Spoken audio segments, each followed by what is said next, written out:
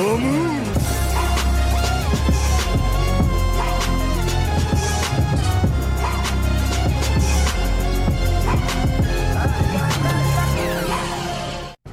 teman-teman kos-kosan, gimana kabar kalian? Baik-baik saja kan? Sesuai janji Abdikos di video sebelumnya. Di sini Abdikos akan membahas episode terbaru dari anime Jujutsu Kaisen, yaitu episode 15. Ya, berbeda dengan episode 14 yang kontroversial. Sepertinya Mappa langsung menjawab keresahan fans tersebut, di mana episode 15 luar biasa bagus, bahkan lebih bagus dari episode pertarungan Yuji versus Yoso. Jika boleh memberikan nilai, Jujutsu Kaisen episode 13 Abdikos beri nilai 8/10, sementara Jujutsu Kaisen episode 15 Abdikos beri nilai 9/10. Yap, saking bagusnya episode 15 ini, banyak yang menduga kalau Toji Fushiguro adalah anak emas Mappa. Hampir semua pertarungan yang dilakukan hasilnya selalu bagus, mulai dari pertarungan ronde 1 melawan Gojo, pertarungan melawan Geto, pertarungan ronde 2 melawan Gojo, aksi singkat membantai Takuma Ino dan Ogami, hingga sekarang melawan Dagon. Yap, sebenarnya Toji bukan hanya anak emas Mappa, tapi dia juga tokoh emas favorit Abdikos. Dimana yang sudah lama mengikuti Abdikos pasti tahu kalau tokoh favorit Abdikos di anime kebanyakan adalah villain, anti-hero, atau anti-villain.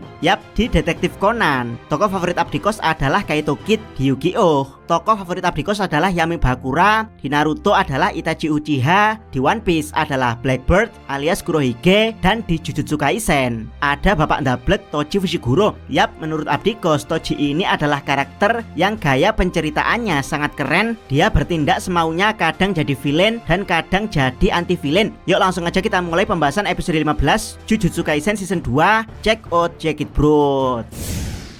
Pertama, perbaikan dari kedatangan Toji. Di episode 14, kedatangan Toji terlihat kurang greget karena dibuat slow motion. Bahkan menurut Abdikos bukan slow motion tapi gambar yang digerakkan. Dan ya, di episode ke-15 ini bisa dikatakan sangat sempurna. Slow motionnya tetap iya, tapi porsi cutnya sangat pas. Teman-teman yang terbiasa baca manga sebelum menonton anime akan paham bagaimana menilai adaptasi anime itu bagus atau tidak. Kuncinya ada di penambahan adegan dan cutting adegan yang pas, bukan hanya mewarnai manga lalu dibuat gambar bergerak slow motion. Adegan bagaimana Maki dan Obito diburu waktu untuk keluar dari domain, ditambah dengan Dagon yang menyadari lalu mengeluarkan banyak ikan di sampingnya, itu benar-benar terasa banget feel menegangkannya. Dan terakhir, feel menegangkan ditutup dengan Toji yang masuk ke domain Dagon sambil tertawa. Lalu dengan cepat dia bergerak untuk merebut Playful Cloud Maki hingga Maki terlempar. Toji kemudian berjalan turun dari domain Megumi dengan santuy sambil kakinya tenggelam di dalam air laut. Dan ya, itu semua benar-benar bagus banget. Kerasa banget kalau Bapak Toji benar-benar sosok yang sangat kuat.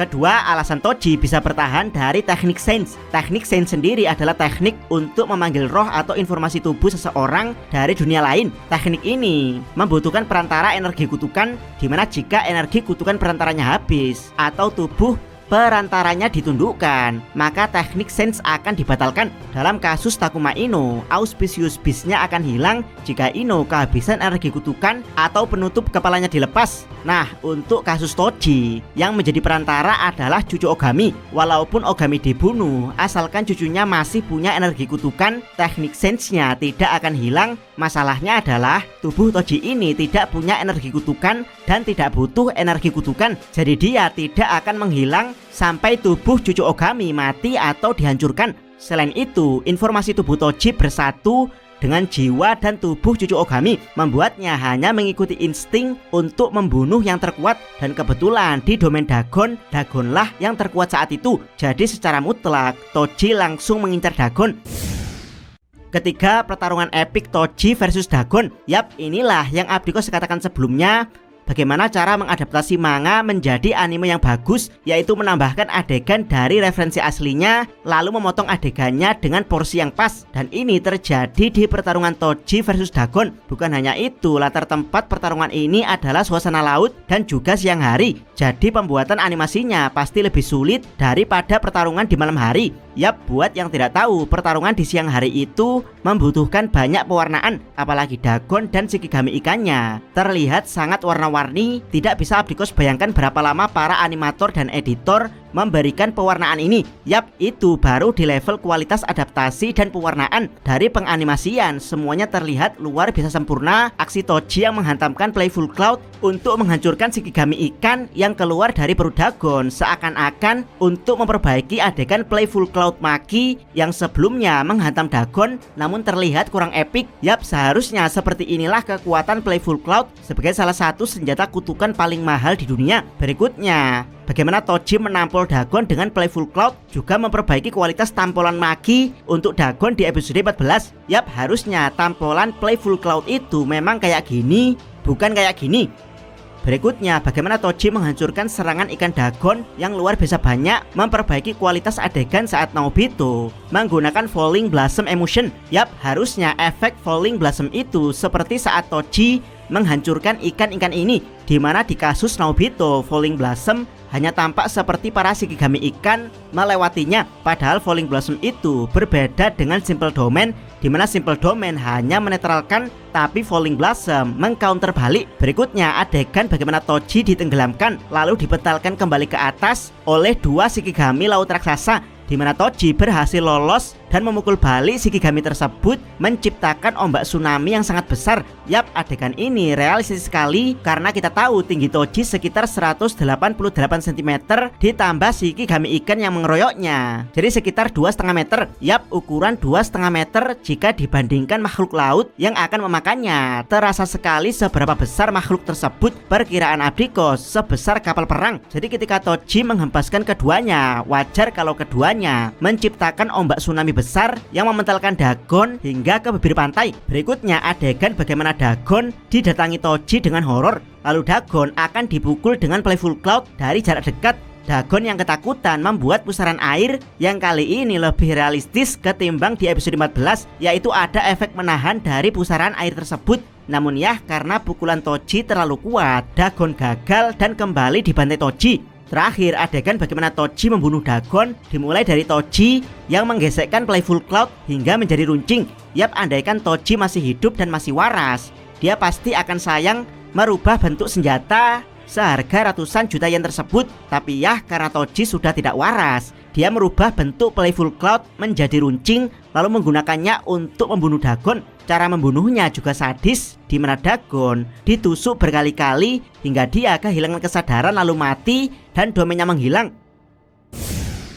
Keempat, pembantaian oleh Jogo. Setelah Dagon dikalahkan, Toji menjadi lebih horor karena dia mengincar yang terkuat di antara 4 penyihir lainnya, atau lebih tepatnya penyihir yang terlihat paling kuat, yaitu antara Nanami, Megumi, Naobito, dan Maki. Dan ya, pilihan Toji adalah Megumi karena dia satu-satunya yang bisa mengeluarkan domain dan paling berbakat di antara keempatnya. Dan ya, setelah Megumi dipindahkan Toji, Jogo datang untuk membantai 3 penyihir yang tersisa dan kelelahan, dimulai dari Nanami yang dibakar hingga hangus, kemudian Maki dibakar dengan cara biasa, dan terakhir Naobito yang dipanggang dengan 2 bunga api yang saling bersilangan.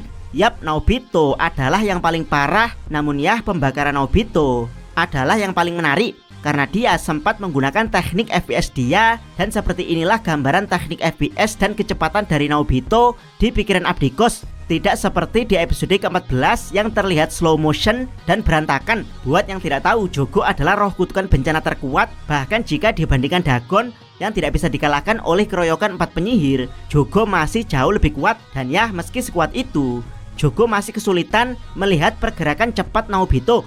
Kesalahan Naobito adalah gerakannya terbaca karena berusaha menyerang Jogo dari arah depan, sehingga secara tidak sadar dia dibakar oleh 2 bunga api Jogo dari belakang.